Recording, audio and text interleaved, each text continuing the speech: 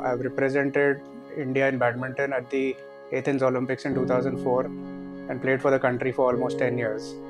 In those days, sports was not a very big thing and it wasn't so easy to take it up as a career. But to play as a part of the Indian team itself was a big thing for me. I played almost 23-24 tournaments, which is really a lot in a calendar year. That I think took a toll on my health. I was diagnosed with a liver condition called Gilbert syndrome. In May 2000, I was ranked in the top 40 in the world. After a year, it went to zero. That question comes in every sportsman's career ki, what next? My father was diagnosed with liver cirrhosis and given a very short time to live. I told him ki playing the nationals is not important. I want to spend time with you. He said no. He said no matter what, the show must go on. This is Nikhil Kanetkar. I've represented India in badminton at the Athens Olympics in 2004 and played for the country for almost 10 years. When I was around 7-8 years old, my grandfather used to play. They got me a racket at home and nobody told me what to do. We used to play in our society downstairs, but I started hitting the shuttle against the wall, and which was wall practice, which I never knew about it. And when my grandfather saw me doing that, that's when he suggested to my parents ki, you should put him in some coaching class. Both my parents played a very big role in my career right from the beginning. Father was a scientist, mother was in the bank. I mean, they used to be working throughout, but they did take out that extra time to send me for practice or take me for tournaments. And I think that was the biggest support I had in my career, and which is why I could reach whatever level I could. I think I was around 15 years old when there was a tournament in Thane, All India tournament. And that's where I got selected to go for a 3-month training period at the Prakash Padukone Academy. And it was very exciting because at that time, that was the one and only and the best academy in the country, where all the top players were playing there at that time. I just wanted to make sure that when they call me for those 3 months, that I ensure that I'm giving my best so that I can continue staying there. And after 3 months, they did ask me to stay back, and I think that was a great moment for me. Goals wise, I don't think I really had any initial goals. I just wanted to play my best, train harder, and get into the Indian team. And I managed to do that at the age of 18. Played, say, 10-12 tournaments a year, and then I realized I had a chance to qualify for the Olympics. So, it was a step-by-step process. So, there was no really goal setting as such. When I was in the 10th standard, in those days, sports was not a very big thing and it wasn't so easy to take it up as a career. But I was also a good student, so that became an even bigger challenge to choose between sport and studies. But it was an easy discussion that we had amongst the three of us. So that's how we decided that I will choose commerce as a stream, and so that I would get to play at least for another 5 years. So at different stages in my life, I think there were people who really helped me in terms of coaching. First, of course, was Anil Modak sir, who I was with for almost 4 or 5 years. Then I was with Hemant Hardikar in Pune. Then I got selected in the Prakash Padukone Academy, where of course Prakash Padukone sir and Vimal Kumar sir was there. And later on in my life, I was also under Ganguly Prasad sir in Bangalore. First international ever. This was in January of 1998. Getting selected to play as a part of the Indian team itself was a big thing for me. There were a lot of challenges. I still remember in that tournament I had severe cramps and I fell down in one of the matches, and the coach came and told me that you have Thomas Cup in the next 1 month, so you leave the match and focus on that. But I persisted and I played, and I went on to win that tournament. That gave me a lot of confidence, and at the international level, that yes, I can also do it there.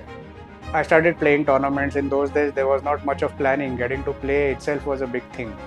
So it so happened that in the year 1999, prior to the Olympics, I played almost 23-24 tournaments, which is really a lot in a calendar year. That I think took a toll on my health. But I continued because I had a chance to qualify for the Sydney Olympics. But I missed the Sydney Olympics by one spot, and then I was sick for almost 1 year, where I was diagnosed with a liver condition called Gilbert syndrome. Quite depressing, because for a sportsman, when every day of your training is important, to lose almost 8 9 months, 1 year is like as good as over. But that's where I learned a lot of things. I learned to take it easy and learn to balance things out overall in an overall way, which helped me to come back later. Basically, I had to start from scratch, from zero, because I think in May 2000 I was ranked in the top 40 in the world in men's singles. After a year, it went to zero. So that's where I had to start. On top of that, I had the health issue, and I think that's what helped me, because after that, I think in the next 5 years, I was in and out of the top 50 in the world 4 or 5 times, but I could come back because of what I learned in those 7 8 months of being at home and not being able to play. Playing the US Open finals in 1999 was a great highlight, because after Prakash sir, nobody had played a Grand Prix finals at that time. But I think personally, there was a tournament which was the 2002 Singapore Open, where though I lost in the third round, pre-quarterfinals, in the first round I beat a player, Kenneth Jonassen, who was world number 4 from Denmark that time. And those days we used to have 15 points service over games, which used to go very long, which was a 1 hour and 58-minute match. The same evening, I had another match with Soni Kunkoro, who later on went to win the Olympic bronze. That match went on for another 1 hour 50 minutes. It was so difficult that I wasn't even able to walk to the hotel. So personally, it was a very satisfying tournament for me. I think representing the country is the greatest feeling for any sportsman.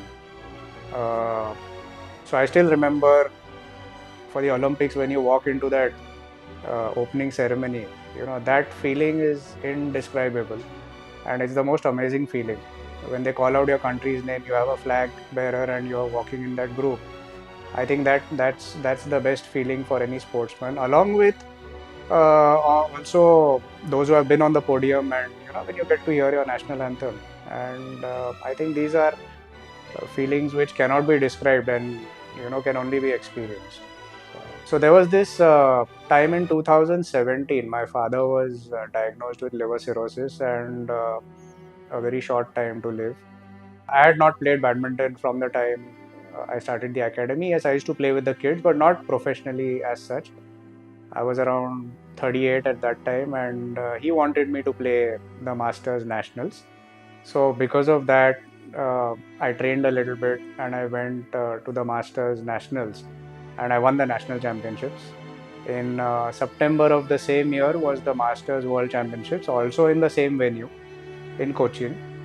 That venue somehow has been very close to my heart, because many years ago in 1999, when I got my first break during my playing days, it was also on that same in that same stadium, where I played the finals against Gopi Chand in an All India tournament.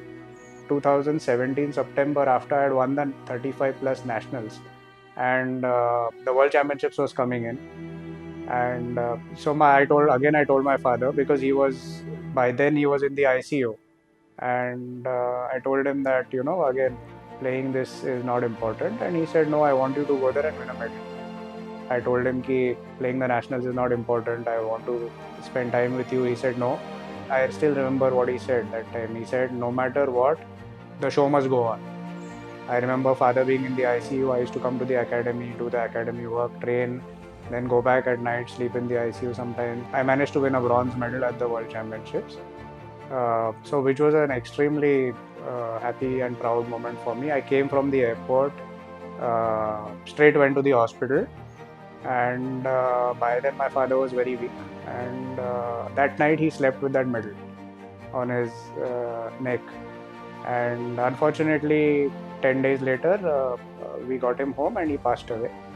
But I think for me personally, I really felt happy that I could give him that medal. As a player, what happens is when you played at a high level, every player has their own ego. But when you go into coaching, you have to start from scratch. 2007 was the last year I played for the country. And then, of course, that dilemma comes, that question comes in every sportsman's career ki, what next? And it took me almost 3 years to figure it out. When I was 16, I had to leave Pune and go to Bangalore and all over the world to pursue my career. And I was clear that I wanted to come back and give back my experience. So I think around 2010 was a time when I conducted a small camp here in Pune, in the city, and that's what gave me the clarity that yes, this is what I want to do going forward. Our academy, NKB and Nikhil Kanetkar Badminton Academy, was established on 11th of April 2011. I think the biggest support that we got while setting up the academy was from the government of Maharashtra by giving us this wonderful place. But when we started here, we started with beginners. The philosophy of the academy has been we've never called anyone and we've never stopped anyone from going. So we started with around 30 or 40 players barely. Today we have around over 300 players playing every day with a wait list of around a year and doing well at a district, state, national, and international level. Where we've had players like Varun Kapoor, who's been world number one in juniors in 2022. Purva Barve was world number 8 in juniors. Sukan Kadam has been world number one in para badminton. So, across all fields, I think we have been doing well, and our aim is to help players at all levels. We've had this girl, Rucha Sawant, who's been with us right from day one of the academy. And when we started the academy, she came as a 6-year-old on the first day with no prior experience of badminton. And say 10 years later, she became district champion. She started doing very well in the state and also national tournaments. And that was a very satisfying experience. A lot of players have, after her, have also come up from the beginners and become champions. And I think as a academy, I think that is one of the most satisfying things as a coach for me.